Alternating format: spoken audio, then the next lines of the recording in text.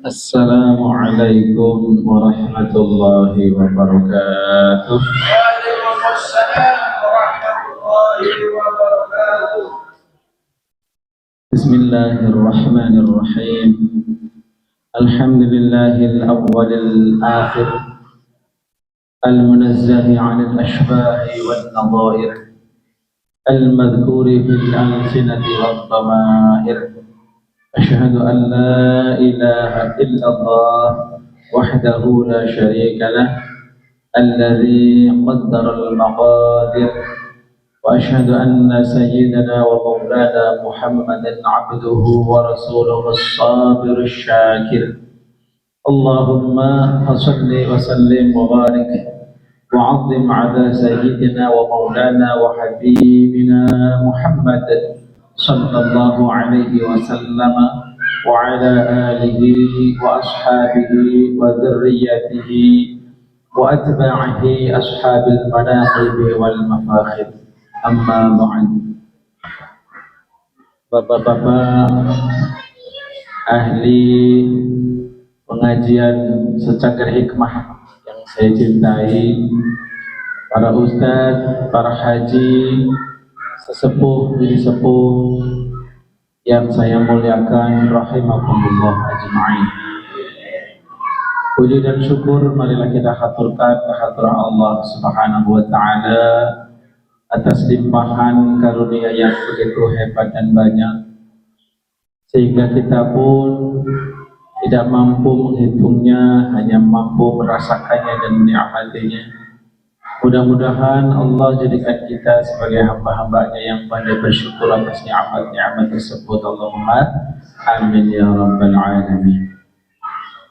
Kemudian salawat, salam dan barokah marilah kita doakan selalu semoga tercurah nikmat atas panutan kita Nabi Agung, Nabi besar Muhammad sallallahu alaihi wasallam beserta keluarga beliau yang suci, para sahabat beliau yang diridhoi oleh Allah Subhanahu wa taala, para tabi'in, para pengikut agama Nabi kita, agama Islam Nabi Muhammad sallallahu alaihi wasallam. Hadirin rahimakumullah. Al-thalithu was-sab'un wal-rabi'u was-sab'una min asma'illahi ta'ala al-husna al-awwal wal-akhir. Pada kesempatan yang lalu kita sudah membahas makna Asmaul Husna yang ke-71 dan 2, yaitu Al-Muqaddimu dan Al-Muakhir. 100% saya percaya bapak-bapak sudah hafal artinya, kecuali yang nggak hafal. Asmaul Husna yang malam ini pengen kita pelajari. Di antara asma Allah adalah yang ke-73 dan 74, Al-Awwal, Al-Akhir. Jadi memang berpasangan ya. Waktu itu Al-Muqaddimu, Al-Muakhir. Sekarang Al-Awwalu, Wal-Akhir. Besok insyaallah pada Asmaul Husna berikutnya adalah Al-Batinu, Al-Zahir. Ya, cepat selesai Pak, Asmaul Husna Pak.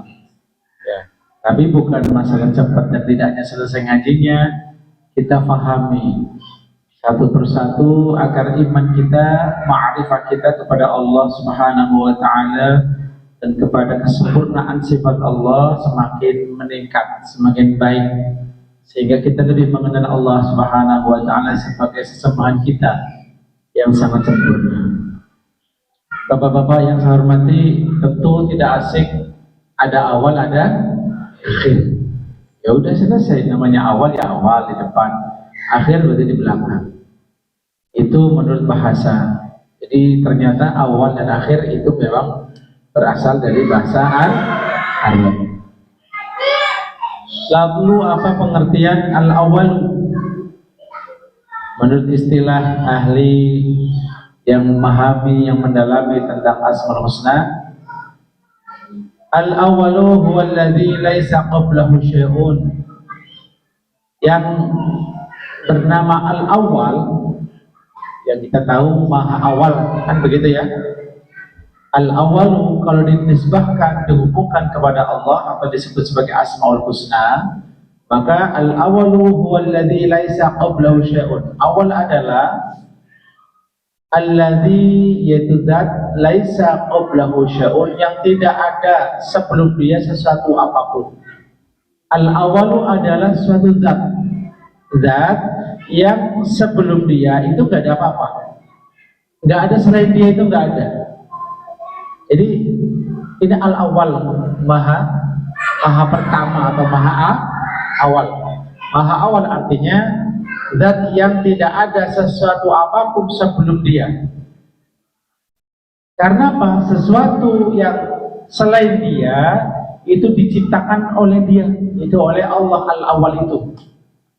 Kalau ada sesuatu yang sudah ada sebelum dia, berarti Allah bukan al-awwal. Paham Bapak? Mantapkan di hati bahwa baginda Nabi Shallallahu Alaihi Wasallam bersabda bahwa kana Allah wala syai'a ghairu. Allah dulu sudah ada dan tidak ada sesuatu bersama dia, sesuatu apapun tidak ada.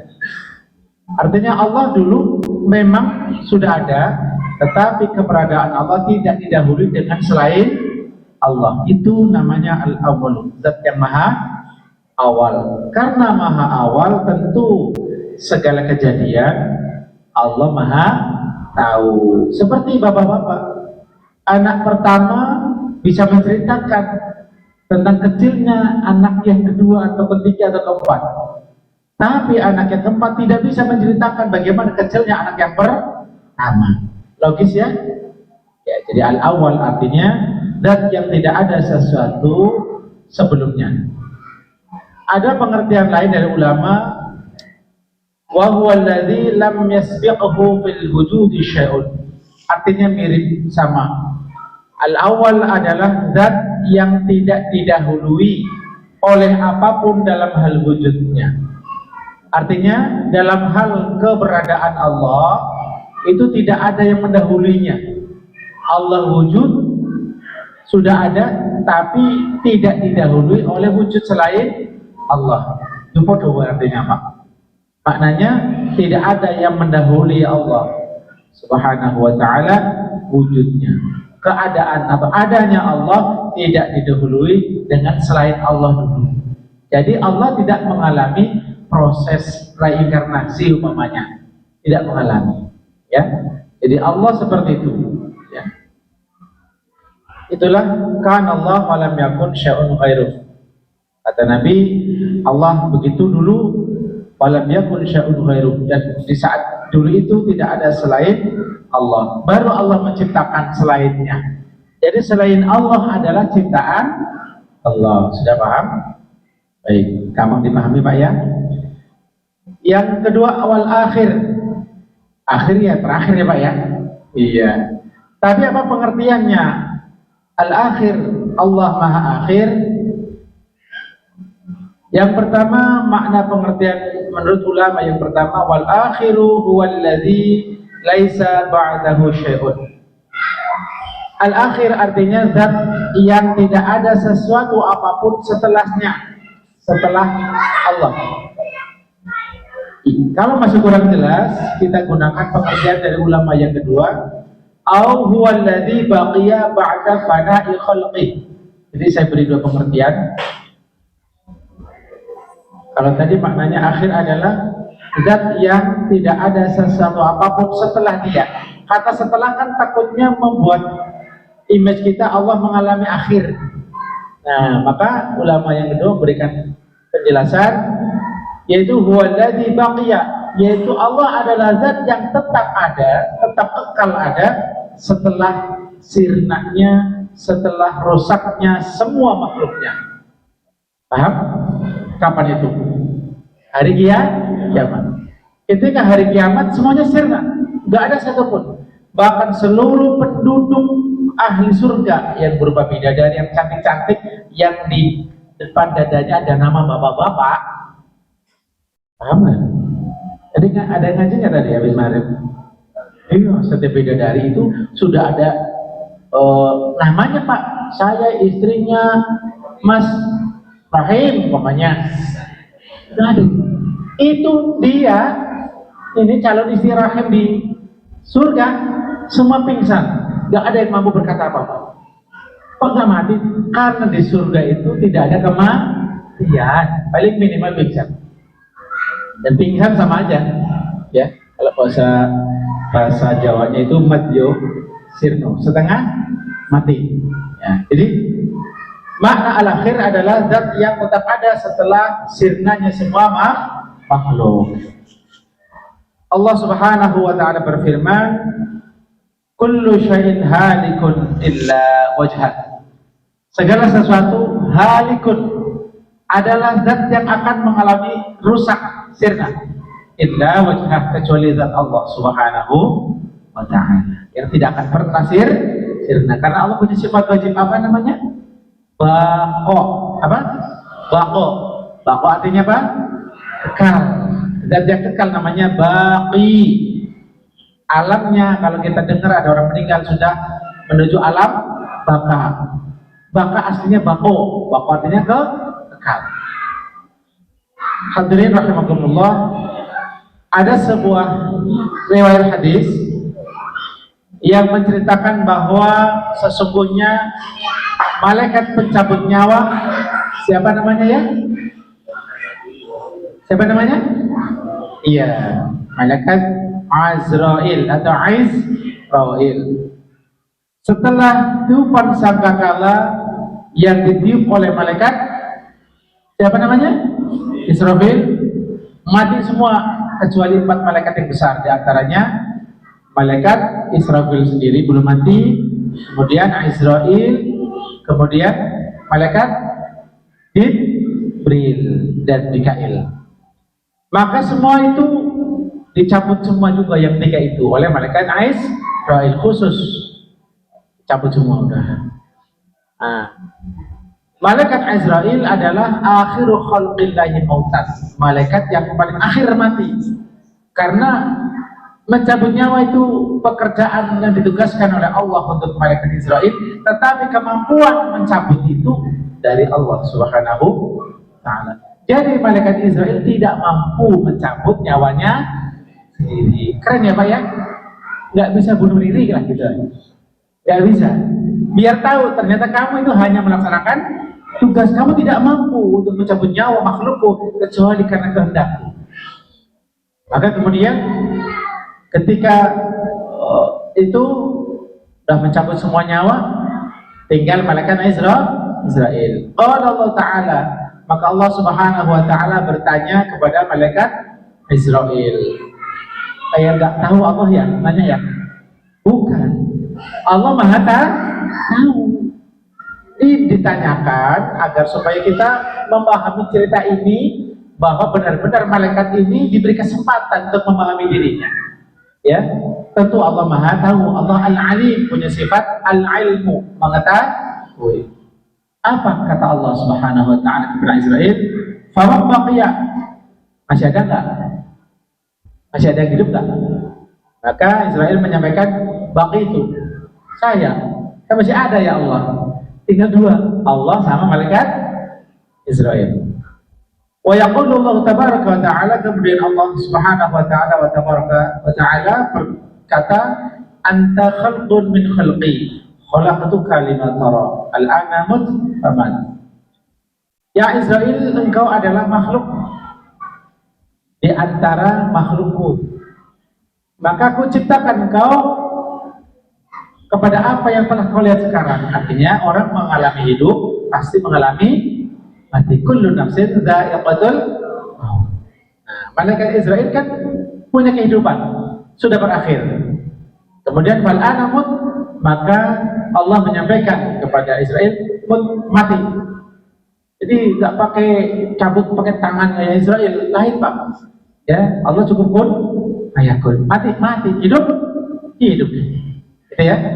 Jadi al-an mut, sekarang kamu harus mati. Kamu mati juga ya.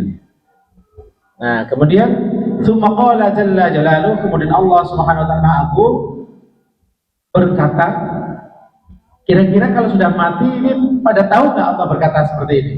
Kira-kira Bapak tahu nggak? Tahu. Jangan dia nggak tahu. Kalau gitu, kalau umpamanya Allah menyampaikan sesuatu, kok yang diberi info itu nggak ada, percuma nggak? Ngomong sama orang tidur nggak dengar, percuma nggak Pak?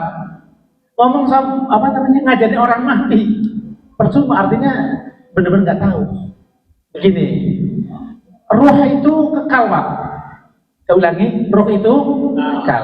Kematian itu proses perpisahan antara roh dan jadi ruhnya itu hidup. Tapi karena roh hidup tidak ada jasadnya, nggak bisa pegang HP, paham? Nggak bisa makan, nggak bisa nyeruput kopi. Bismillahirrahmanirrahim, alhamdulillah, nggak bisa. Karena apa? Hanya roh. Jadi tahu, semua roh itu tahu. Mungkin bapak-bapak dengar seperti ini mungkin ya. Tahu, mereka tahu, tapi tidak mampu untuk melakukan apapun.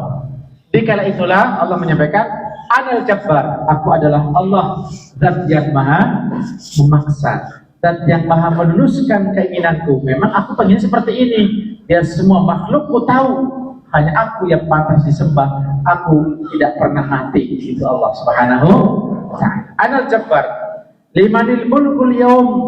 Ayo, punya siapa sekarang kerajaan ini? Mana raja-raja? Mana yang baru dipilih jadi raja, jadi khalifah? Ini yang pada sombong-sombong mamanya gitu ya. Mana? Ditanya sama aku, tidak ada yang bisa jawab. Karena mereka semua sudah mati. Ya. Kemudian lillahil wahidil qahhar. Allah sendiri yang menjawab.